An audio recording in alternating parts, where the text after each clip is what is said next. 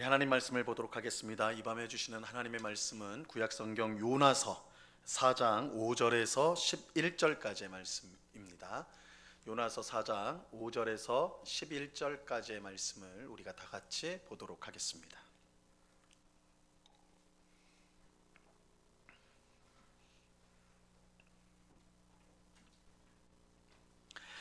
요나서 4장 5절에서 11절까지의 말씀을 우리가 하나님의 말씀을 한 목소리로 우리가 다 같이 말씀을 읽도록 하겠습니다. 우리 5절부터 11절까지 같이 읽습니다. 시작. 요나가 성읍에서 나가서 그 성읍 동쪽에 앉아 거기서 자기를 위하여 초막을 짓고 그 성읍에 무슨 일이 일어나는가를 보려고 그 그늘 아래에 앉았더라. 하나님 여호와께서 박넝쿨을 예비하사 요나를 가리게 하셨으니 이는 그의 머리를 위하여 그늘이 지게 하며 그의 괴로움을 면하게 하려 하심이었더라. 요나가 박넝쿨로 말미암아 크게 기뻐하였더니 하나님이 벌레를 예비하사 이튿날 새벽에 그 박넝쿨을 갉아먹게 하심에 시드니라. 해가 뜰 때에 하나님이 뜨거운 동풍을 예비하셨고 해는 요나의 머리에 쬐임에 요나가 혼미하여 스스로 죽기를 구하여 이르되 사는 것보다 죽는 것이 내게 나으니이다 하니라. 하나님이 요나에게 이르시되 내가 이 박넝쿨로 말미암아 성내는 것이 어찌 옳으냐 하시니 그가 대답하되 내가 성내어 죽기까지 할지라도 옳으니이다 하니라. 여호와께서 이르시되 내가 수고도 아니하였고 재배도 아니하였고 하룻밤에 났다가 하룻밤에 말라버린 이 박넝쿨을 아꼈거든. 하물며 이 큰 성읍 니느웨에는 좌우를 분별하지 못하는 자가 12만 명이요 가축도 많이 있나니 내가 어찌 아끼지 아니하겠느냐 하시니라. 아멘. 오늘 수요 성경 공부에 오신 우리 성도님들 진심으로 환영합니다. 내일이 추석인데 마음이 많이 분주하고 바쁠 텐데 이렇게 말씀의 자리로 나온 우리 성도님들을 우리 하나님께서 기뻐하시고 오늘 이 밤에도 귀한 말씀의 은혜를 충만히 부어주시길 간절히 축원합니다. 우리 옆에 있는 우리 성도님들 보면서 인사할까요? 사랑합니다. 축복합니다. 지난번에 이제 제가 추석이라고 그래가지고 인사말을 좀 다르게 하자고 그래서 옆에 보름달이 떴네요 이렇게 하라고 했더니 예배 마치고 되게 혼났어요. 보름달이 뭐냐고. 다 날씬한데 자기가 보름달이라고 딴 사람도 보름달인 줄 아냐고.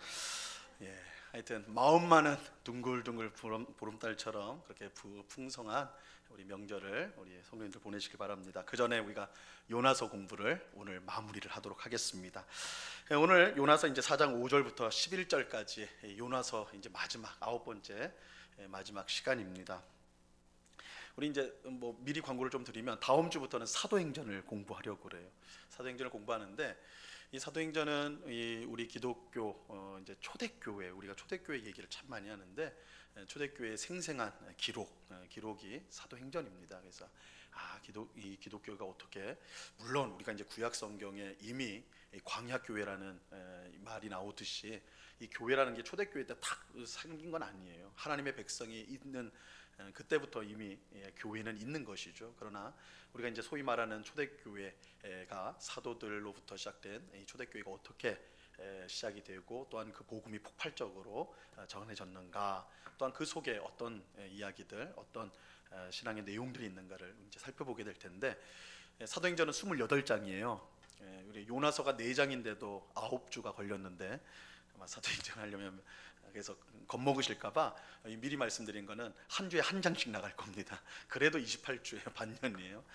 그래도 한 주에 한 장씩. 그래서 한 장 아주 이제 좀 엑기스 같은 내용들을 또 긴 시간을 할 수는 없으니까 그래서 사도행전을 통해 가지고 우리 초대교회 성도들 또한 어떻게 보면 교리뿐만 아니라 그 안에 초대교회 성도들이 이 신앙을 가지고 어떻게 분투하고 또 그 복음을 전하고 힘썼는지 우리가 이제 그것을 실제적으로 또 살펴보게 될 것이고 요나서와 마찬가지로 사도행전도 이야기예요. 아주 신나는 이야기들 또 물론 그 안에는 또 핍박과 여러 고난 이런 어려움도 있지만 복음에 승리하는 이야기들이 아주 신나는 이야기들이 있으니까 다음 주부터도 또 사모하는 마음으로 그렇게 함께 모이길 바랍니다.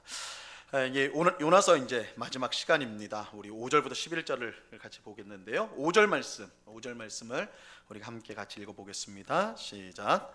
요나가 성읍에서 나가서 그 성읍 동쪽에 앉아 거기서 자기를 위하여 초막을 짓고 그 성읍에 무슨 일이 일어나는가를 보려고 그 그늘 아래에 앉았더라.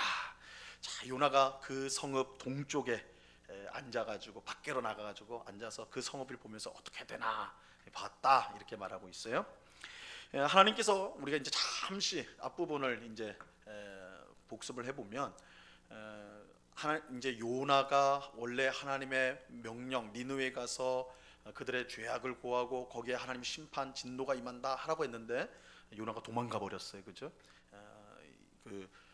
니느웨로 가라고 했더니 정반대 방향인 다시스로 도망을 갔습니다. 하나님이 그냥 내버려 두지 않았죠. 그래서 그가 배를 타고 가다가 바다에 던져지게 되고 큰 물고기 뱃속에 들어가게 됩니다. 거기서 이제 회개를 하게 되죠. 이게 요나서 2장의 내용입니다. 하나님 앞에 다시 이제 회복되어지고 회개해서 회복되어지고 이제 3장에 딱 가면 이제 요나가 드디어 니느웨에 가게 됩니다. 가가지고 하루 동안 열심히 하나님 주신 말씀을 선포하죠. 여기 40일 후에는 망한다 이렇게 했어요. 근데 놀라운 일들이 일어났습니다. 설마 했던 일들이 일어났어요. 이 요나가 전했던 그 메시지를 니느웨 사람들이 듣고 왕부터 가축까지 이르러 모든 자들이 다 회개를 하였던 것입니다. 다 회개를 해가지고 하나님이 그것을 보시고 뜻을 돌이키셨어요. 뜻을 돌이켰습니다. 그래서 내리겠다고 한 진노를 내리지 않았어요. 그 모습을 보고 요나가 매우 화가 났어요. 엄청나게 분노하면서 내가 사는 것보다 죽는 것이 낫겠습니다. 하나님, 내가 이럴 줄 알았어요. 내가 도망간 이유가 다른 게 아니라 바로 이럴 줄 알았기 때문에 내가 도망갔습니다. 이렇게 고백을 하죠.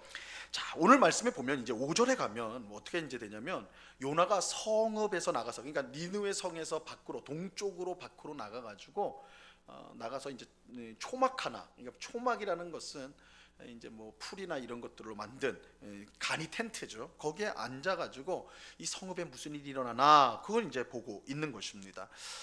먼저 이 초막은 이스라엘 백성들이 광야 출애굽하여서 광야 생활할 때 숙소로 썼던 것이 이 초막입니다. 그러니까 간이 텐트에 간이 나뭇가지로 만든 거.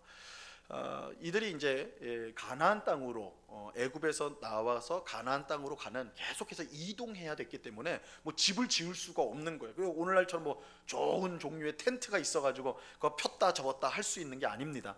그러니까 가는 곳마다 있는 재료들 모아가지고 그냥 초막을 했어요. 그래서 나중에 그러한 광야에서 초막을 피고 살았던 것을 기념하기 위해서 초막절이 있었죠. 초막절. 그래서 1년에 초막절이 딱 되면 이스라엘 백성들이 초막을 만들어서 그 안에 들어가서 생활을 하는 거예요. 우리 조상들이 하나님의 구원을 받고 이렇게 초막에서 살았다, 광야에서 생활을 했다, 이럴 때 그 초막이에요. 초막. 요나가 이 초막을 지었어요. 초막을 짓고 거기에 앉아 있었습니다. 뭘 하기 위해서요? 이 성읍이 어떻게 되나 보려고 했어요. 근데 사실 이제 많은 학자들이 지적하는 것이기도 한데 이 내용이 좀 어색해요. 왜 어색하냐면 지금 요나는 다 게임이 끝난 거예요. 하나님이 뜻을 돌이켰어요. 재앙을 안 내리고 됐단 말이에요. 요나가 그걸 알고 있단 말이에요. 그러면 집으로 돌아가든지 뭘 하든지 해야 되는데 여전히 뭔가 미련이 남은 것처럼 이 성 밖에 나와서 딱 앉아 있단 말이에요. 그래서 성이 어떻게 되나 보고 있어요. 그래서 많은 학자들이 이 말씀은 좀 위치가 잘못된 거 아니냐. 그래서 3장 4절 다음에 나와야 된다. 3장 4절에 보면 요나가 니느웨 성에 들어가서 계속 돌아다니면서 이 성 망한다, 40일 후에 망한다 이렇게 외치고 있거든요. 딱 그거 한 다음에 이 말씀이 나오면 딱 들어맞아요. 그죠? 그렇게 외친 다음에 성 밖으로 나와서 어떻게 되나 봐야지 이렇게 하면 맞는데, 그죠? 그래서 만학자들이 이게 좀 위치가 잘못된 것 같다 이렇게 이제 생각을 합니다. 하지만 이 말씀이 잘못 기록된 것이 아니에요. 요나는 하나님께서 재앙을 내리지 않기로 뜻을 돌이킨 것을 알면서도, 이게 뭐 요나가 모르는 게 아니에요. 알면서도 그럼에도 불구하고 그 성 바깥에 나와가지고 초막을 치고 지켜보고 있었던 거예요. 그럼 요나가 왜 그랬을까? 요나가 왜 그랬어? 아마도 그럼 우리가 정확하게 알 수는 없어요. 성경이 말하고 있지 않기 때문에. 근데 아마도 요나의 마음에 이런 생각이 있었던 것 같아. 이 니느웨 사람들이 정말 이 놀라운 기적, 그죠? 놀라운 기적이 일어나서 다 회개를 했는데 원래 저놈들은 나쁜 놈들이거든요. 그러니까 이 나쁜 놈들이 회개를 해도 그 회개가 오래가지 못할 것이다. 이 생각이 있었던 거예요. 분명히 내가 볼 때는 얘들이 지금 뭔가 좀 이상해져 가지고 이 회개를 하긴 했는데, 그래서 하나님이 그거 보고 뜻을 돌이키긴 했지만 다시 본성이 돌아올 거다. 사람이 변하냐 이런 생각을 가졌던 것 같아. 만약에 이들이 다시 회개 이전의 삶으로 돌아가면 하나님이 어떻게 해요? 심판하실 것이다. 그거 지켜보겠다는 거예요. 이게 아마 이 사람들이 한 회개가 이거 온전하지 못할 거야. 바뀔 거야. 얘들은 다시 돌아올 거야. 이렇게 되는 거예요. 실제로 우리가 이제 우리 선지서에 보면 나훔서가 있어요. 나훔서는 이 니느웨에 대한 심판을 담은 성경이에요. 그러니까 사실은 니느웨가 이 요나 때의 기적적인 회개와 그래서 구원을 받았지만 사실은 얼마 되지 않아서 멸망을 당하는, 실제로 멸망을 당해요. 요나가 어떻게 보면 아주 엉터리 생각을 한 건 아니에요. 실제로 그런 일이 일어났기 때문에. 그래서 이 요나의 기대에는 얘네들이 정신 못 차리고 다시 돌아갈 거야 이렇게 생각을 한 것이죠. 사실 그거는 오늘 우리도 비슷한 것 같아요, 그렇죠? 우리도 어떤 죄를 짓거나 잘못을 했을 때 그걸 깨닫게 됐을 때는 하나님 앞에 정말 내가 다시는 그렇게 안 하겠다, 진심으로 회개하고, 그죠? 어떨 때는 콧물 눈물 다 쏟아내죠. 근데 조금만 시간이 지나면 곳에 돌아오잖아요, 그죠? 곳에 돌아와서 똑같은 모습을 반복하는 그런 우리의 연약한 모습이 있죠. 요나가 어떻게 보면 니느웨 사람들한테 기대했던 모습이 그런 모습이에요. 자, 3번 보세요. 그렇다면 요나는 일말의 희망을 가지고, 이 요나의 희망이라는 게 참 니느웨 사람들이 망하는 게 희망이었어요. 일말의 희망을 가지고 니느웨 성 바깥에서 초막에 앉아서 지켜보고 있었던 거예요. 그는 자기의 신념대로, 이 요나의 신념이 뭡니까? 니느웨 사람들은 망해야 된다, 심판을 받아야 된다. 이게 그의 신념이었어요. 그의 신념대로 니느웨 백성이 심판받기를 간절히 바라고 있었어요. 그의 신념은 회개하는 죄인을 용서하시는 하나님의 무한하신 은혜보다 더 앞서고 있어요. 이걸 보셔야 돼요. 하나님은 니느웨 백성들이 회개했을 때 그걸 기쁘게 받으셨어요. 근데 요나는 그걸 받아들일 수가 없는 거예요. 왜요? 자신의 신념이 있어요. 자신이 그렇게 되어야 된다라고 생각하는 자기 고집이 있단 말이에요. 꺾지 않아요. 누가 꺾어야 돼요? 하나님이 꺾어야 돼요. 요나는 그런 사람이었어. 나는 내 생각이 옳으니까 하나님이 어떻게 하시든지. 그러니까 요나가 맨날 달고 다니는 유행가 가사가 뭐예요? 사는 것보다 죽는 게 낫습니다. 이거 아니에요? 나 죽어버릴래요. 하나님 뜻대로 내 뜻대로 안 되면 하나님 앞에 나 죽어버릴게요. 이렇게 하는 거예요. 요나의 모습이 그렇다는 거예요. 요나는요, 자신의 인생의 주인이 하나님이 아니라 자신이었어. 이게 참 놀라운 것이죠. 왜냐하면 요나는 하나님의 말씀을 전하는 선지자였거든요. 하나님의 사람이었어요. 그러나 그는 선지자라는 직분도 있었고 그가 하는 일도 하나님의 말씀을 전하는 사람이었지만, 그러나 그의 인생의 주인은 하나님이 아니라 본인이었어. 자신의 신념이 하나님이 하신 일보다 더 옳다고 생각하고 그것이 관찰되어야 된다고 생각했던 것이 요나였어요. 그러니까 요나는 하나님을 섬기는 사람이 아니라 실제로는 하나님을 이용하는 사람이었다라고 할 수가 있는 것입니다. 자, 이제 6절로 넘어가 볼까요? 다음 페이지 보시면요, 6절도 같이 한번 읽어봅니다. 시작. 하나님 여호와께서 박농쿨을 예비하사 요나를 가리게 하셨으니 이는 그의 머리를 위하여 그늘이 지게 하며 그의 괴로움을 면하게 하려 하심이었더라. 요나가 박농쿨로 말미암아 크게 기뻐하였더라. 자, 박농쿨을 예비했다 그렇죠? 하나님의 은혜와 자비는요, 이 탕자와 같은 니느웨 백성뿐만 아니라 큰아들 같은 요나에게도 주어졌습니다. 요나를 많은 학자들이 예수님이 누가복음 15장에서 말씀한 탕자 이야기, 사실은 아버지 이야기가 맞죠. 두 아들의 아버지 이야기인데, 거기에 나오는 탕자와 큰아들, 이 이야기가, 이 비유가 바로 요나와 직접적으로 이게 연결이 된다, 굉장히 내용적으로 일치한다, 이렇게 주장을 해요. 그래서 니느웨는 뭐예요? 탕자, 하나님의 뜻을 떠나서 지멋대로 막 그죠 하는 사람. 근데 하나님은 그들이 돌아왔을 때, 회개하고 돌아오니까 받아주잖아요. 탕자가 아버지 유산 가지고 외국에 나가가지고 그 돈 다 쓰고 막 그저 창기한테 돈 다 써가지고 완전히 거지꼴이 돼서 거지꼴이 됐는데 그 완전히 이거는 아들도 아닌데 그 아들이 돌아온다는 게 뭐예요? 회개. 성경에서 돌아오는 건 회개하니까 어떻게 해요? 아버지가 그냥 받아주잖아요. 내 아들이 죽은 아들이 죽은 내 아들이 살아났다 그러잖아요. 회개하면 하나님 받아주세요. 이게 이제 니느웨 사람들, 니느웨 백성들. 그럼 큰 아들, 이 탕자 이야기 뒷부분이 큰 아들 이야기잖아요. 큰 아들은 어떤 아들이에요? 아버지께 늘 순종하는 아들이에요. 한 번도 어김이 없어요. 아버지가 하라고 하면 죽는 신용도 하는 게 큰 아들이에요. 근데 큰 아들 마음속에 뭐가 있어요? 나는 아들로서 제대로 대우를 못 받고 있다. 부글부글 거리는 게 있어요. 그러니까 아버지가 탕자를 받아주니까 뿔이 나가지고 내 집에 안 가잖아요, 그죠? 아버지는 그 집안 그 창기랑 집안 유산을 말아먹은 저 아들은 위에서는 잔치를 열어주면서 큰 말을 잘 듣는 아버지의 명을 한 번도 엉긴 적이 없는 나를 위해서는 염소 새끼 한 마리도 잡아준 적이 없습니다. 이게 큰 아들. 그러니까 아버지와 함께 아버지의 집에 있어요. 가장 충성스러운 아들이에요. 그건 겉모습이에요. 근데 속에는 아버지에 대한 자신의 일방적인 생각, 아버지에 대한 오해, 거기에는 아버지를 온전히 받아들이죠. 그 말씀을 믿지 못하는, 그 말을 믿지 못하는 자신의 신념, 자신의 고집, 이것이 있었던 것이죠. 어떻게 보면 요나가 딱 이 큰 아들과 같다고 하는 거죠. 같다고 할 수가 있는 것이죠. 선지자예요. 말씀을 전하는 사람이에요. 누가 봐도 하나님의 사람이에요. 큰 아들이에요.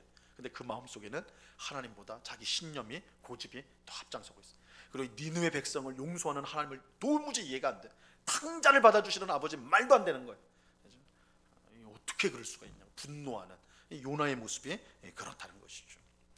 하나님은 자기 신념을 앞세우며 하나님의 뜻에 어긋나는 일을 소망하는 요나를요 바로 내치지 않고 오히려 그를 설득하고 변화시키기 위해 힘씁니다. 그러니까 여기서도 우리가 하나님의 귀한 은혜를 봐요. 하나님은 니느웨 백성들, 회개한 니느웨 백성을 은혜로 받아주셨을 뿐만 아니라 이 요나처럼 참 골치 아픈 거죠. 겉으로는 참 좋은 신자인데 속으로는 완전히 딴 마음을 품고 있다면 그런 자를 향해서도 하나님은 똑같이 인자와 자비로 그를 대하시는 것입니다. 포기하지 않으세요. 박넝쿨은 요나를 변화시키기 위한 하나님의 도구였습니다. 이 초막에 요나가 탁 앉아 있는데 박넝쿨의 줄기가 쫙쫙 펴져가지고 햇볕을 착 가려줬단 말이에요. 그늘이 되는 거예요. 그러면 시원하게 된다는 것이죠. 사실 여기 이제 이 박넝쿨이 어떤 식물인지는 정확히 알 수가 없어요. 우리가 이 박넝쿨로 이렇게 번역을 했지만 학자들마다 분분해요. 이게 무엇이었는지 정확하게 알기는 쉽지 않습니다. 근데 어떤 것이든지 어떤 식물이었든지 간에 확실한 거는 요나가 그것을 크게 기뻐할 만한 것이었다는 거예요. 이 니느웨가 있던 그곳도 굉장히 건조한 광야와 같은 건조한 곳이었어요. 이게 중동 지역이니까. 그러다 보니까 한 낮에는 50도 이상 올라갔다고 그래요. 50도 이상. 그러니까 여러분 우리가 뭐 한 35도 넘어갔다고 해서 죽겠다 그러는데 그러면 안 돼요. 거기 50도예요. 50도까지 올라가고 밤에는 또 뚝 떨어져 버려요. 뚝 떨어져 가지고 또 얼어 죽을 수도 있는. 그러니까 또 굉장히 이 일교차가 큰 곳인데 낮에는 50도. 그러니까 바깥에 앉아 있다라는 것이 이 편한 게 아니에요. 절대 편한 게 아니에요. 근데 이 하나님이 예비하신 박넝쿨이 쫙 그늘을 만들어주니까 얼마나 이거 강력한 햇빛을 가려주니까 얼마나 시원했겠어요. 그러니까 그가 크게 기뻐하였던 것이죠. 요나는 박넝쿨로 인해 크게 기뻐합니다. 여기서 우리가 또 역설적인 걸 보죠. 요나는요 수많은 죄인이 회개하여 구원받았을 때는 어떻게 했어요? 크게 화를 냈어요. 4장 1절이잖아요. 하나님이 뜻을 돌이켜서 진노를 내리지 않았다. 그러니까 4장 1절에 요나가 뭐예요? 크게 화를 냈다. 근데 지금 박넝쿨을 보고는요 크게 기뻐했다. 똑같이 크게요. 크게. 요나서에서 중요한 단어가 크게라는 단어가 중요한 단어거든요. 크게. 그러니까 막 10여만 명의 니느웨 사람들이 살아났어요. 하나님이 심판으로 다 죽어야 되는데 구원을 받았어요. 그 모습을 보고는 어떻게 매우 싫어했어요. 막 화가 막 났어요. 근데 박넝쿨이 딱 하는 거 보고는 너무 기쁜 거예요. 그게 너무 기쁜 거예요. 그죠? 이거 참 이 끔찍한 신앙인의 이중적인 모습이죠. 그잖아요. 나를 위해서는 하나님 나에게 복을 주시는 건 너무너무 기뻐해요. 근데 남은 상관이 없어. 망하든 말든 오히려 잘 되는 거 보면 오히려 안 좋아하고, 이 신앙인의 이중적인 모습들을 요나를 통해 볼 수가 있죠. 자, 2번 보세요. 요나가 박넝쿨로 인해 크게 기뻐한 것에는 살인적인 도의를 피할 수 있었기 때문이기도 하지만 더 깊은 이유가 있었어요. 더 깊은 이유. 그건 뭐냐? 그는 하나님이 박넝쿨을 주신 것을 보면서, 이 박넝쿨이 하룻밤 사이에 확 습시간에 커졌거든요. 그러니까 하나님의 개입하심을 요나가 알았어요. 아, 하나님이 나를 도와주시려고 하는구나. 내가 여기 앉아 있는데 하나님 나를 도와주시는구나. 생각이 좀 더 뻗치는 거예요. 내가 여기 앉아 있는 이유를 하나님 모를 리가 없을 텐데, 저 성이 망하기를 바라는 걸 모를 리가 없을 텐데, 근데 하나님이 박넝쿨을 주셔서 이렇게 나를 시원하게 해주시네. 아, 그러면 하나님이 내 마음을 들어주시려나 보다, 내 바람을 들어주시려나 보다, 그렇게 생각을 했다는 거예요. 그러니까 크게 기뻐하겠죠. 야, 하나님이 다시 뜻을 돌이키시려나 보다. 그러니까 나한테 이렇게 잘 해주시지. 하지만 이것은 요나의 완전한 착각이었어요. 완전한 착각이에요. 하나님께서 요나의 신념에 굴복하여서 박넝쿨을 주신 것이 아니었습니다. 오히려 이 고집불통의 이기적인 요나를 변화시키기 위해서 이 박넝쿨을 주셨어요. 그래서 우리가 꼭 기억해야 됩니다. 우리가 고난이 올 때도 이 고난이 우리의 유익을 위해서 그렇게 주시는 것인데, 어떻게 보면 잘 되는 것은 우리가 고난보다 훨씬 더 하나님께서 나한테 순탄한 길을 주시니까 길을 잘 열어주시려고 하는구나, 나한테 나를 복되게 하시려는구나, 이렇게 착각하기 쉬운데, 오히려 잘 되는 것이 나를, 그것을 통해서 나를, 나의 못난 모습을, 또한 변화되어야 될 모습을 그렇게 만져주시기 위해서, 고치기 위해서 그런 것을 주실 때가 있다. 요나의 삶에서는 그런 게 많았어요. 요나가 다시스로, 하나님 얼굴을 피해서 다시스로 도망갔을 때 어떻게 해요? 배를, 마침 다시스로 가는 배가 있었잖아요. 그죠? 그러니까 일이 잘 풀렸단 말이에요. 풀려서 갔더니 어떻게 됐어요? 풍랑을 만나버리죠. 그죠? 그러니까 우리 성도의 삶이라는 것이 일이 잘 되면 하나님의 사랑을 받는 거고, 일이 꼬이면 미움을 받는 거, 이렇게 단순하지 않다라는 것입니다. 잘 될 때에도 그것이 우리를 야단치시고 어떻게 보면 우리를 고치시기 위한 하나님의 섭리일 수도 있고, 고난이라 할지라도 그것이 우리를 아름답게 만드는 아주 달콤한 고난으로 되어질 수도 있다. 우리가 그런 부분을 생각해야 돼요. 이 박넝쿨도 마찬가지입니다. 박넝쿨도 마찬가지. 이 요나를 변화시키기 위해서 주신 거예요. 우리가 그걸 다음 절에서 확인하게 됩니다. 7절 말씀 보세요. 7절을 같이 읽습니다. 시작. 하나님이 벌레를 예비하사 이튿날 새벽에 그 박넝쿨을 갉아먹게 하심에 시드니라. 하나님이요, 박넝쿨만 예비하신 게 아니에요. 그랬으면 요나가 좋았을 텐데, 근데 하나님께 준비하신 게 또 하나가 있어요. 벌레 한 마리를 예비하셨어요. 이 벌레 한 마리라니까 이거 에게 그러잖아요, 그죠? 그런데 성경에 벌레 한 마리라고 돼 있어요. 벌레 한 마리를 예비하셨는데, 하나님께서는요, 우리 요나가 다시스로 가는 배를 타고 갈 때 폭풍을 일으켰잖아요, 그죠? 바다에서 풍랑을 일으켜가지고 그 배를, 그 큰 배를 무너뜨린, 그런 금방이라도 넘어지게 하는 큰 그거를 한친단 말이에요. 근데 지금 요나한테는 뭘 해요? 벌레 한 마리를 보내셨어요. 벌레 한 마리. 벌레 한 마리가 얼마나 사소한 겁니까? 그냥 무심코 지나갈 만한 아무것도 아닌 거잖아요, 그죠? 근데 그 벌레 한 마리 때문에 모든 일들이 뒤틀어져요. 그 벌레 한 마리가 박넝쿨을 갉아먹게 됩니다. 갉아먹어서 시들게 돼요. 요나가 크게 기뻐하였던 박넝쿨이 시들어져 버려요. 우리가 하나님의 섭리를 우리가 생각할 때, 우리는 뭔가 하나님이 우리의 삶 가운데 눈에 보이는 혹은 우리가 느껴지는 그런 좀 큰 걸로 역사하는 것을 생각하기가 쉬워요. 근데 하나님의 섭리 방식은 큰 일로서도 역사하시지만 우리가 제대로 보지 못하는, 감각하지 못하는 아주 작은 일로도 얼마든지 섭리하시고 역사하실 수 있다라는 것을 우리가 알아야 돼요. 하나님은 큰 풍랑을 통해서도 역사하시지만 벌레 한 마리를 가지고도 우리의 삶을 개입하시고 섭리하실 수 있는 그런 하나님이시라는 거예요.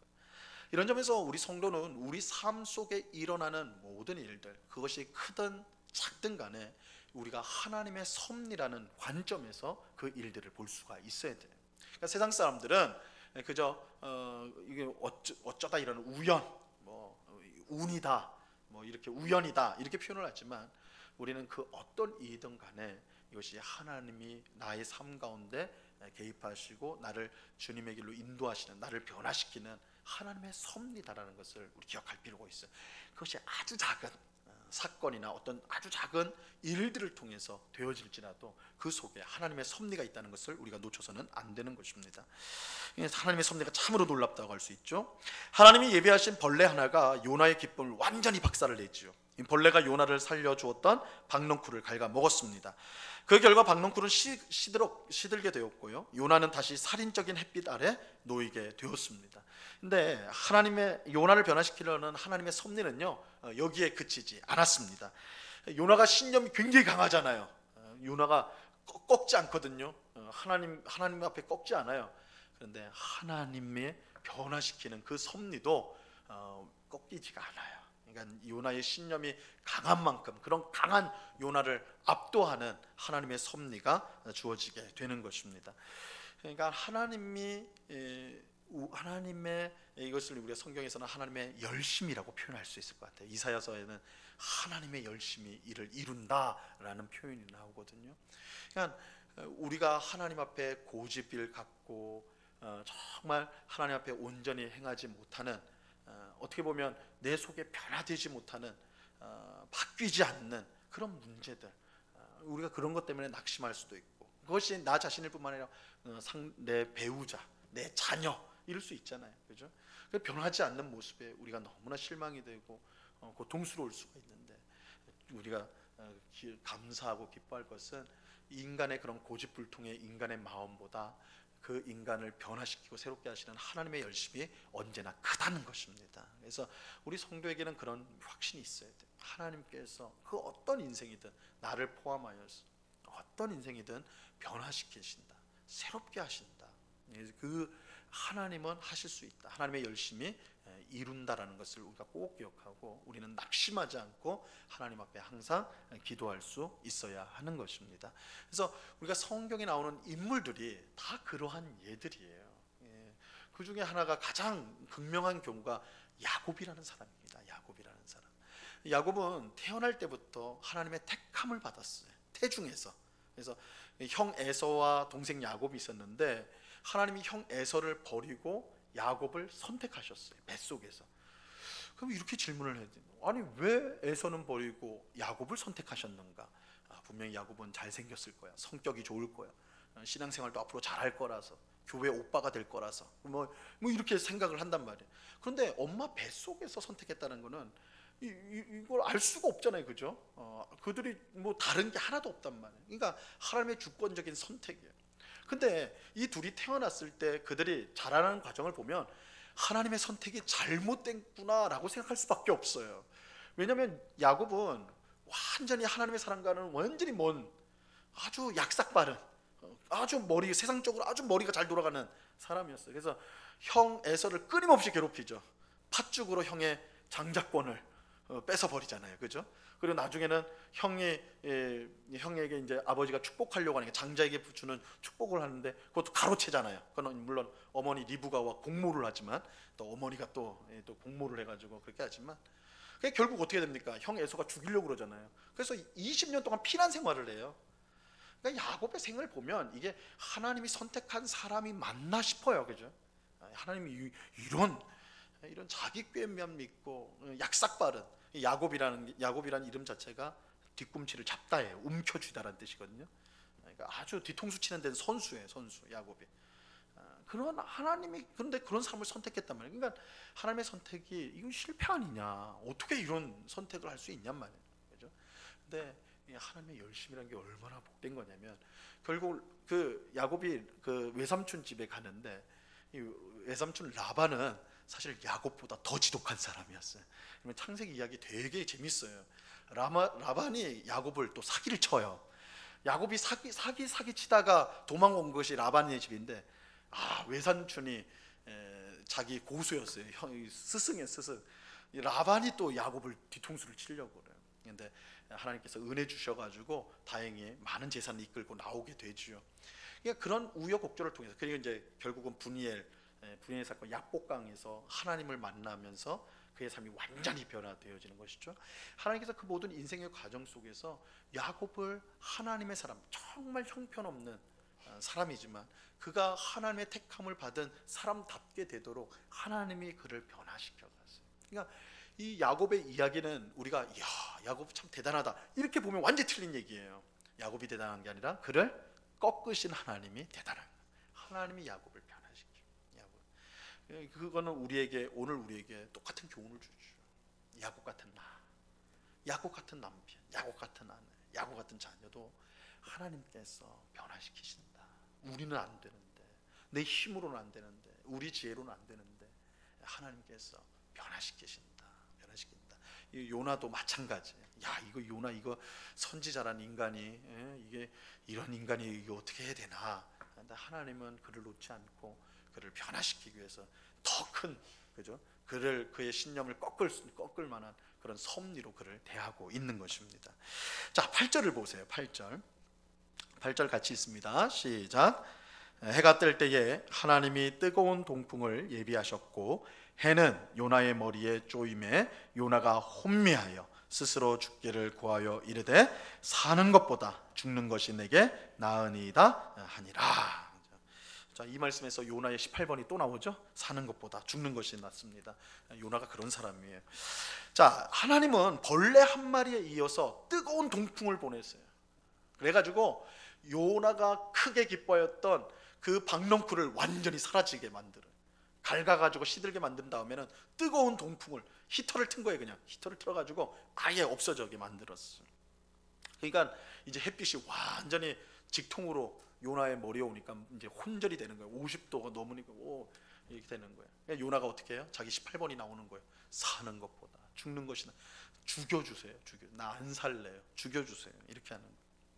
그런데요, 이 사는 것보다 죽는 것이 낫습니다. 이 말이 요나가 언제 이 말을 했습니까? 하나님이 뜻을 돌이켜 느느웨 백성들을 구원하기로, 그죠? 그렇게 했을 때 사는 것보다 죽는 게 낫다고 그랬어요. 근데 그 똑같은 말을 뭐에 지금 하고 있는 거예요? 박넝쿨이 없어졌을 때 하고 있어요. 이건 주목해 볼 만한 거죠. 요나에게는 12만여 명이 되는 니느웨 사람의 생명하고 자기에게 근을 줬던 박넝쿨하고 가치가 같은 거예요. 똑같은 말을 하잖아요.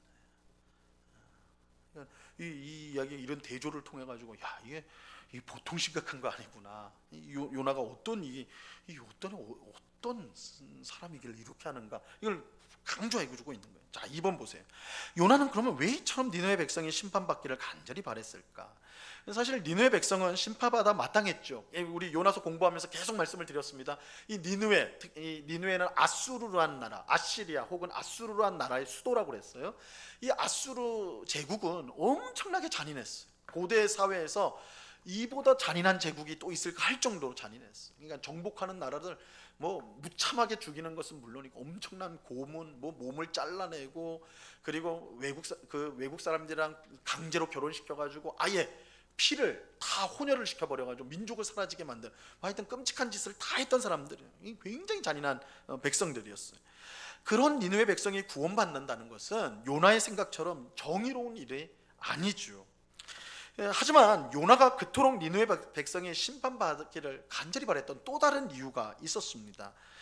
이건 이제 굉장히 근본적인 이유인데, 요나는 하나님이 이스라엘만 위하는 하나님이기를 원했어요. 하나님은 이스라엘의 하나님, 니느웨의 하나님이 되면 안 되는 거예요. 하나님이 복을 주시는 나라는 오직 우리나라, 이스라엘. 왜냐면 우리를 선택했으니까. 하나님은 우리나라만 복 줘야 돼요. 다른 민족들은요, 다 심판받아야 돼. 그러니까 요나의 마음속, 요나의 신학이라는 것은 하나님은 이스라엘의 하나님, 이스라엘만을 위한 하나님이에요. 근데 하나님께서 지금 무슨 일을 하고 있는 거예요? 니느웨 사람들이 회개하니까 구원하잖아요. 하나님이 니느웨 백성의 하나님이려고 하시잖아요. 요나가 용납이 안 되는 거예요. 하나님은 나의 하나님, 요나의 하나님, 이스라엘의 하나님인데 지금 하나님 뭐 하고 계신 거예요? 저 사람들 하나님하고 상관없어요. 우리에게 복을 주셔야죠. 우리를 구원하셔야죠. 우리를 지켜주셔야죠. 왜 엉뚱한 나라를 지금 구원하려고 그러고 엉뚱한 나라에게 복을 주려고 하십니까? 이렇게 되는 거예요. 요나는요, 하나님을 이스라엘만을 위한 부족신으로 축소를 해버렸어요. 사실 이것은 당시 사람들, 고대인들의 생각하고는 맞아떨어져요. 당시 고대 사람들은 각 나라마다 신이 있었어요. 부족신. 그래서 가나안 지역에 있는 신들은 나라는 바알을 자기 신으로 믿었다. 바알을. 우리 나라를 지켜주는 신이에요, 바알이. 그래서 그 고대 사회에서의 전쟁이란 건 신들의 전쟁이, 신들.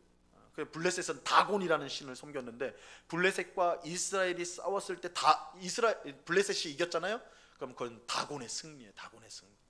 그러니까 부족신이라는 생각을 다 갖고 있었어요. 근데 요나도 그런 생각을 가지고 있었던 거예요. 여호와 하나님은 이스라엘의 하나님, 우리 하나님, 우리 하나님. 다른 하나님은 아니라는 거예요. 그는 하나님이 온 우주를 창조하시고 모든 나라의 왕이 된다는 사실을 부정했던 거예요. 그러니까 그 입술로는 하나님은 온 세상을 창조한 온 세상의 왕이다 이렇게 고백했을지 몰라요. 우리도 그렇게 고백하잖아요. 근데 요나의 마음속에는 그러나 하나님은 우리만을 위한 하나님, 이스라엘을 위한 하나님. 그는 하나님께서 아브라함에게 주신 약속, 아브라함에게 주신 약속이 뭡니까? 너를 통해 온 세상을 복되게 하겠다. 그렇죠? 온 민족을 복되게 하겠다고 하셨어요. 그러니까 하나님은 사실 이스라엘의 시작을 우리가 이제 아브라함으로 보잖아요. 아브라함을 유대인들은 아버지라고 부르니까 자기 이제 조상으로 보니까. 근데 하나님은 처음 아브라함을 부르실 때부터 그에게 주신 약속이 너를 통해 너의 자손들만 내가 복을 주고 세상에서 너희들만 잘 살게 하겠다 이렇게 하시지 않았어요. 너를 통해 온 세상을 복되게 할 것이다. 이게 아브라함에게 주신 비전이야. 하나님의 비전이에요. 하나님께서 주신 계획의 구원 계획. 나는 온 세상의 하나님이다. 다만 너희를 먼저 부른 것은 뭘 하기 위해서요? 너희를 복되게 함으로 온 세상을 복되게 하기 위해서다. 이 요나는 그 다음 단계를 못 넘어가는 거예요. 우리만 복 받으면 되는 거예요. 우리만 복 받으면. 그러니까 아브라함에게 주신 약속 이거 철저히 무시해 버렸죠. 요나에게 중요한 것은 하나님의 뜻이나 약속이 아니라 자신과 이스라엘 민족의 안위였어요. 오직 내 나라, 오직 우리 가족, 우리. 그죠? 이게 요나의 모습이었습니다. 여러분 이것은요, 요나의 이러한 모습은 오늘 우리에게도 얼마든지 나타날 수 있어요. 신앙생활을 나와 내 가족, 그죠? 좀 더 말하면 우리 교회, 하나님을 그렇게 묶어버리는 경우가 많아요. 나를 복되게 하는 우리 가족을 위한 하나님, 우리 교회, 옆에 있는 교회랑 경쟁하면서 그죠? 저 교회는 역사하는 우리 교회만 역사. 제가 이제 수원에 이제 길을 지나가고 있는데 옆을 딱 보니까 교회 하나가 큰 교회가 하나 있는데 이름이 되게 인상적이. 지금 바뀌었어요. 그런 이제 교회 이름을 바꿨더라고요. 항의를 받아서 그랬는지 몰라도 교회 이름이 뭐냐면 제일 좋은 교회. 진짜요. 제일 좋은 교회. 그럼 무슨 말이에요? 옆에 있는 교회들은 제일 좋은 교회는 아니잖아요. 그러면 못한 교회, 그죠? 못한 교회. 이렇게 돼버린다. 그러니까 교회 이름을 지을 때부터 막 그런 게 없어요. 우리 원래 교회 이름은 우리가 이제 지역 이름을 쓰는 경우가 많아요. 옛날에 우리 보시면 이 제일교회가 많죠. 중앙교회, 제일교회 막 이렇게 많은데 어느 지역에 교회가 세워졌을 때는 숫자를 붙였어요. 그래서 만약에 우리 여기가 보라매동이니까 보라매동 제1교회. 그러면 그 옆에는 보라매동 제2교회, 제3교회. 근데 제2교회, 제3교회 못 봤죠. 우린 다 제1이 되고 싶어가지고. 근데 이제 그 부산이나 가시면 용도 1교회, 2교회, 3교회 있습니다. 실제로 있어요. 그 전통이 남아 있어요. 그러니까 그렇게 이제 숫자를 붙이면서 그랬던 거예요. 그러니까 오늘날처럼 내 교회, 그죠? 또 이게 좀 더 커지면 우리나라만. 그래서 뭐 이스라엘 민족, 우리 데모할 때 우리나라 참 이상한 게 데모할 때 이스라엘 국기가 나와요. 그죠? 선택된 백성이라는 거예요. 우리도 선택된 백성이라는 거예요. 그렇게 생각을 해. 대한민국만 그렇게 되면 다른 나라는요. 이 요나가 생각한 건 똑같이 생각하는 거예요. 그러니까 요나의 문제는 오늘날 우리하고 상관없는 문제가 아니에요. 우리 똑같아요. 하나님은 우리 가정을 복되게. 우리의 기도의 대부분은 나의 안위와 우리 가정, 교회, 좀 더 하면 우리나라 이렇게 하나님을 축소시켜버려요. 신앙은 나를 복되게 하시는 하나님, 내 마음을 기쁘게 하는 하나님. 그게 신앙이 돼버리는 거예요. 신앙이 내 경험으로 축소가 되는 거예요. 그러니까 여러분, 그거는 사실 성경이 가르치는 기독교가 아니에요. 하나님은 우리 개인의 마치 경호원처럼, 수호신처럼 막 그런 분이 아니란 말이에요. 신앙이라는 것은 하나님께서 온 세상을 창조하시고 그 뜻을 다스려 가시는 그 큰 이야기 속에 우리가 들어가는 거예요. 그래서 우리가 신앙을 발견해야 되는 자리는 내 가정, 내 삶이 아니라 성경 이야기 속에, 하나님의 이야기 속에서 우리 자리를 잡아야 돼요. 그렇지 않으면 이 기독교라는 것이 그저 다른 우상을 섬기는 거랑 별 다를 게 없어요. 다른 종교 믿는 사람도 우리랑 똑같이 기도하는 거 아니에요? 건강 달라고 기도할 거고 돈 달라고 기도할 거고 똑같이 기도한단 말이에요. 우리 가정을 위해서 기도하고 자녀 합격을 위해서 기도하고 다릅니까? 다 똑같죠, 그죠? 이 기독교의 차이점이 뭐냐라는 거예요. 하나님이 내 하나님, 맞아요, 내 하나님이 맞지만 더 근본적으로는 온 세상의 하나님이세요. 우리가 그 이야기 속에 들어가서 우리 자리를 잡아야지, 하나님을 내 삶 속에 끌고 들어와 버리면 그거는 다른 우상을 섬기는 거랑 별반 다를 바가 없어지는 거예요. 요나가 거기에 걸려 있는 거예요. 요나는 하나님은 내 하나님, 이스라엘만을 위한 하나님이에요. 그런데 어떻게 니느웨 사람들을 구원하냔 말이에요. 어떻게 저들에게 복을 주실 수 있냔 말이에요. 특히 저렇게 악한 사람들, 우리를 괴롭히는 사람들, 저거는 심판받아야 되는 거예요. 심판받아야 돼요. 그리스도인들 중에서도 적대감을 가지고 있어요. 어떤 사람들에 대해서는 하나님, 저 사람들은 망해야 돼요. 내 하나님이고 저 사람의 하나님은 아니라고 생각하니까 그렇게 생각을 하는 거예요. 하나님을 믿는 사람, 우리가 정말 하나님이 온 세상을 창조하시고 다스리시고 모든 만민의 주님이라는 사실을 아는 우리라면 적어도 우리는 그들은 망해야 돼요. 심판받아야 돼요. 그렇게 기도해서는 안 돼요. 그건 요나가 하는 기도예요. 우리는 모든 사람이 하나님의 뜻 가운데 구원받기를 위해서 기도해야 돼요. 왜냐하면 하나님이 그런 마음을 갖고 계시니까. 이 요나서를 통해서 하나님이 얼마나 긍휼이 풍성하신가. 누가 봐도 망해야 될 나라, 누가 봐도 심판을 받아야 될 니느웨인데 그들이 회개하니까 하나님 받아주시잖아요. 그거는 하나님의 불타는 긍휼, 그 무한하신 은혜를 보여주는 거라고요. 우리가 그 하나님을 믿는 사람이라면 우리도 그들을 심판받아야 된다고, 저들을 망하게 해야 된다고 기도하면 안 되죠. 오히려 하나님의 마음과 함께 저들을 불쌍히 여겨달라고 기도하는 것이 마땅한 것입니다. 이 요나가 지금 걸려있는 문제예요. 예, 자, 그러면 9절로 넘어가겠습니다. 우리 9절 넘어가는 거 맞죠? 예. 9절 같이 읽겠습니다. 시작. 하나님이 요나에게 이르시되 내가 이 박넝쿨로 말미암아 성내는 것이 어찌 옳으냐 하시니 그가 대답하되 내가 성내어 죽기까지 할지라도 옳으니이다 하니라. 자, 박넝쿨, 벌레 한 마리, 뜨거운 동풍, 하나님께서 이것들을 동원해 가지고 지금 요나에게 막 사는 것보다 죽는 게 낫다고 씩씩거리고 있는 요나를 네가 지금 하고 있는 게 옳으냐, 이거 묻기 위해서 이걸 동원하신 거예요. 그래서 하나님이 이걸 동원해 가지고 지금 요나에게 물으시는 거예요. 요나에게 질문하죠. 내가 이 박넝쿨로 인해 성내는 것이 어찌 옳으냐. 여러분, 이 정도 되면 보통 우리라도 아이고 하나님 잘못했습니다, 이게 맞잖아요. 요나 어떻게 하는 줄 아십니까? 그가 대답하되 내가 성내어 죽기까지 할지라도 옳습니다. 내가 맞아요, 하나님. 이게 요나는 보통 사람은 아니에요, 그죠? 자기 신념에 꽉 잡혀가지고 하나님보다 자기가 옳다는 거예요. 왜 이런 고백들이 나오냐면 결국은 하나님, 내 인생의 주인이 하나님이 아니고 나이기 때문에 그런 거예요. 하나님이 건드릴 수 없는 영역을 내 삶 가운데 갖고 있어. 하나님, 이건 안 돼요. 이건 바꿀 수 없어요. 다른 건 내가 다 할게요. 근데 이건 안 돼요. 이게 있을 수 있어요. 그게 어떤 사람한테는 돈일 수 있고, 어떤 사람한테는 자녀일 수 있고, 어떤 사람한테는 건강일 수 있고, 어떤 사람한테는 자기의 신념일 수도 있고. 근데 그것은 온전한 신앙이 아니에요. 하나님 앞에 자기 신념을 내려놓지 못하는 것은 신앙이 아닙니다. 이것은 자기 신념을 위해 하나님을 이용하는 것에 불과한 거예요. 그 신념이 아무리 고상하고 모두에게 유익한 것이라 할지라도 하나님 앞에 내려놓지 못한다면 자기를 하나님보다 더 높이는 것으로서 그건 반신앙적인 거예요. 결국 신앙이라는 게 뭐냐, 하나님을 믿는다는 게 뭐냐, 자기를 내려놓는 거예요. 예수님 말씀하셨죠. 자기를 부인하고 자기 십자가를 지고 나를 따를 것이니라. 이게 신앙이에요.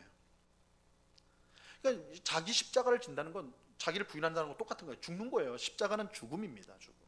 그러니까 죽어야 되는 거예요. 여러분, 죽는 사람한테 신념이 어디 있습니까? 죽는 사람한테 뭐가 중요합니까? 막 죽을 때도 내 손에 돈을 쥐어줘라 뭐 이런 사람이 어디 있어요?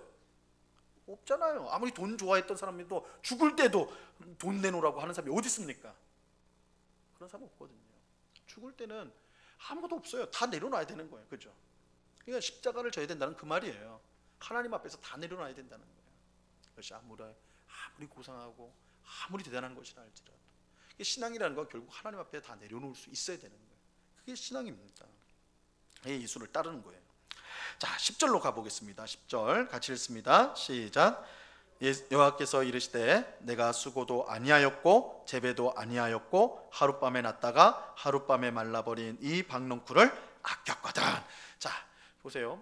요나에게 너가 지금 성내는 게 마땅하냐 이렇게 물으시니까 죽기까지 내가 성내는 게 맞습니다. 내가 죽으면 죽었지 내 신념 못 꺾습니다. 이렇게 대답을 하잖아요.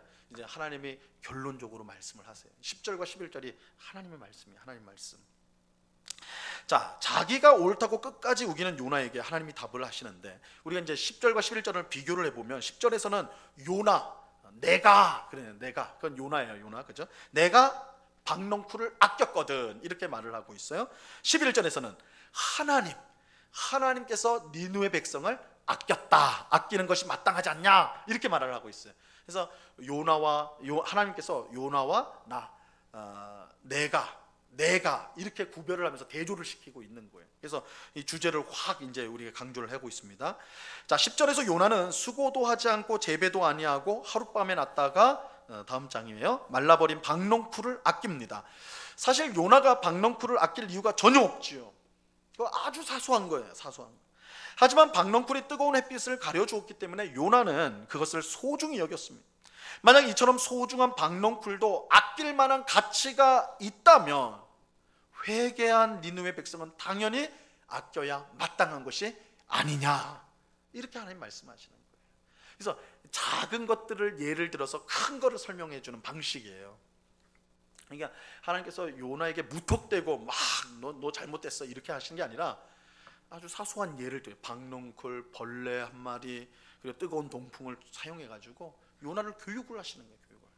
그러면서 그 작은 것, 너 박농쿨 너 그렇게 아꼈지? 너 그거 아무것도 아니잖아. 네가 키운 거니? 아니잖아. 내가 줬잖아.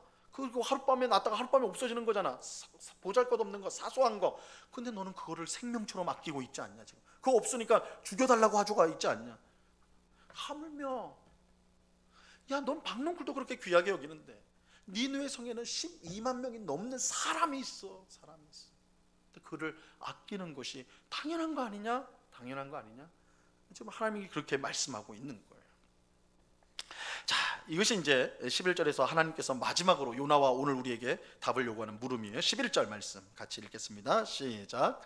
하물며 이 큰 성읍 니느웨에는 좌우를 분별하지 못하는 자가 12만여 명이요 가축도 많이 있나니 내가 어찌 아끼지 아니하겠느냐 하시니라. 니느웨에는 좌우를 분별하지 못하는, 이 말은 성과 악을 제대로 깨닫지 못하는, 그러니까 이들은 악한 자들이라고 했으니까 분별하지 못한 자가 12만여 명이 있었고 가축도 많이 있었습니다. 근데 뭐 사람만 얘기하면 되지 왜 가축도 계속 얘기를 하시나? 가축도 회개를 했으니까 넣으신 건가? 그것보다는 이 둘의 공통점이 있죠. 사람과 가축의 공통점, 생명이요. 생명, 살아있는 거. 이들은 생명을 갖고 있어요. 하나님은 생명을 아끼세요. 생명을. 하룻밤에 났다가 사라지는 박농쿨도 그렇게 가치가 있다면 사람과 가축의 생명은 그것보다 훨씬 더 가치가 있다는 거예요. 큰 가치가 있다. 뭐 비교할 수가 없는 거죠. 비교할 수 없어요. 그것을 아끼는 것은 결코 이상한 일이 아니에요. 지금 하나님이 이상한 일을 하고 있는 게 아니란 말이에요. 오히려 당연한 일을 하고 있어요. 하지만 요나가 그것을 이해하지 못하는 것이죠. 하나님은 이스라엘의 하나님이지 느니웨의 하나님이 아니라는 그의 신념 때문에 그는 이해를 못하고 있는 거예요. 우리를 해하는 악한 자들은 반드시 대가를 치러야 된다. 그런 신념 때문에 하나님이 니느웨 사람들을 아끼는 것을 이해를 못하는 거예요. 하지만 하나님은 요나의 신념이 틀렸다라는 것을 분명하게 보여주는 거예요. 자기를 위한 박넝쿨을 아낄 줄 알면서 하나님께서 주신 생명을 가진 존재에 무관심한 거, 그거 잘못된 것이다. 하나님은 이스라엘의 하나님일 뿐만 아니라 온 세상의 하나님입니다. 하나님은 이스라엘만 복주기 위해서 그들을 선택하신 것이 아니라 그들을 통해 온 세상을 복주기 위해서 그들을 택하신 것이다. 자, 그렇다면 요나는 지금 하나님의 의도와는 정반대로 행동을 하고 있는 것이죠. 그래서 하나님이 물으시는 거예요. 내가 옳은 것이냐, 네가 옳은 것이냐, 내가 옳은 것이냐. 박넝쿨을 귀하게 여기는 내가 옳은 것이냐, 12만여 명의 사람의 생명을 귀하게 여기는 내가 옳은 것이냐, 이스라엘만 사랑하는 것이 옳은 일이냐, 온 세상 사람들을 사랑하는 것이 옳은 일이냐, 이렇게 이제 질문하는 거예요. 요나서는 그 끝이 굉장히 독특합니다. 왜 독특하냐면 질문으로 끝나버려요. 요나가 대답을 해야 될 거 아니에요. 죄송합니다, 뭐 이런, 제가 잘못 생각했습니다, 이러면 해피엔딩 될 것 같은데 12절이 있어야 될 것 같은데 11절에서 끝나요. 하나님의 질문에서 끝나요. 내가 어찌 아끼지 아니하겠느냐, 이렇게 하면서 이제 끝나는 거예요. 열린 결말. 그 드라마도 열린 결말 있잖아요. 주인공이 살았을까 죽었을까 애매하게, 그러면 되게 싫어하죠, 시청자들은. 그런데 이 열린 결말이 주는 효과가 있어요. 이거는 요나에게 주신 1차적인 질문이지만 열린 결말을 줌으로써 이것을 읽는 모든 시대의 성도에게, 오늘 우리에게 똑같이 주는 질문이라는 거예요. 요나는, 요나서의 마지막은 우리를 향한 질문으로 끝나는 거예요. 정말 무엇이 옳으냐, 무엇이 옳으냐, 질문이에요. 우리가 여기에 대한 대답을 해야 되는 거예요. 우리는 하나님을 오직 나를 위한 하나님으로, 내 신념을 지지해 주는 하나님으로 축소하고 있지 않느냐. 요나처럼 하나님 질문하시는 거예요. 우리는 하나님의 하나님 되심을 그대로 인정하고 있는, 하나님이 내 인생의 주인이시기 때문에 그의 말씀에 온전히 내 모든 것을 내려놓고 순종하고 있는가. 하나님의 하나님 되심을 우리는 인정하고 있는가. 우리는 하나님께서 죄인인 우리를 그저 사랑하시고 받아주신 대로 다른 사람을 향해서 우리는 그렇게 하고 있는가. 우리는 요나서를 통해 우리에게 이런 질문을 던지시는 하나님께 답을 해야 돼요. 답을 해야 돼요. 그래서 요나서는 우리에게 숙제를 줘요. 숙제란 말을 들으면 머리가 지끈지끈거리는데, 제가 검사를 안 할 거니까 절대로 고민하지 마시고 댁에 돌아가셔서 이 요나서를 통해서 내게 주시는 질문을 한번 생각해 보세요. 나는 하나님을 어떻게 믿고 있는가? 그냥 내 하나님, 내 가정의 하나님, 내 교회의 하나님, 내 나라의 하나님, 이 정도로 하나님을 축소시키고 있지는 않는가. 그리고 내 고집, 내 신념을 하나님의 역사보다 더 앞세우고 있잖아요. 내가 하나님 앞에 꺾여야 되는데 하나님을 내 앞에 꺾기를 원하고 있지는 않은가. 요나처럼 땡깡 부리는 거죠. 저 그냥 죽여주세요. 내 뜻대로 안 하려면 하나님 나 죽여주세요. 이거 아이들이 하는 거잖아요. 아이들이 아이스크림 가게 앞에서 안 사주면 어떻게 해요? 뒤집어지잖아요. 죽여달라는 거죠. 난 집에 안 간다고. 요나가 다 그렇게 하는 모습. 근데 오늘 우리에게도 그런 모습이 있지 않냐는. 우리가 계속 기도할 때 하나님께서 우리에게 응답을 안 주시는 게 아니라 응답을 주시는데 내가 원하는 응답이 아니라서 듣지 않는 우리가 아니냐는 거예요. 하나님은 더 복된 길로 분명히 인도하시는데 내 생각하고 다르니까 하나님 그 길로는 안 갈래요. 그건 잘못된 길 같아요. 내 길로 갈게요. 하나님 도와주시기만 하세요. 요나처럼 그렇게 하고 있지 않은가. 우리가 가지고 있는 신앙은 정말 하나님 앞에 다 내려놓는 것인가, 아니면 요나처럼 내 것을 더 주장하고 그래서 결국 하나님을 이용하는 모습으로 드러나고 있지는 않은가. 하나님은 요나서를 통해 무엇이 옳으냐, 너희 생각은 어떠냐, 무엇이 옳으냐, 요나에게 뿐만 아니라 오늘 우리들에게 질문하고 있습니다. 이 내용들을, 이 질문에 우리가 어떤 대답을 해야 될까 우리가 생각해 보아야 될 것입니다. 우리가 이제 요나서 9번째 시간까지 마치면서요, 이 요나서를 통해서 하나님이 우리에게, 또한 나에게, 또한 우리에게, 우리 교회에 주시는 메시지가 뭘까 우리가 곰곰이 생각하면서 그걸 숙제로 풀어가면서 정말 하나님의 하나님 되심을 인정하고 또한 하나님의 그 긍휼하심과 그 자비로우심이 얼마나 큰지, 그래서 우리의 삶 가운데 그것을 드러내는 삶을 살기로, 요나처럼 내 생각, 내 고집, 하나님을 조그맣게 만드는 그런 일이 아니라 하나님의 하나님 되심을 온전히 드러내는 그런 믿음의 삶을 살기로 결단하고 살아가는 우리 모두가 될 수 있기를 간절히 축원합니다. 기도하겠습니다. 하나님 아버지 감사합니다.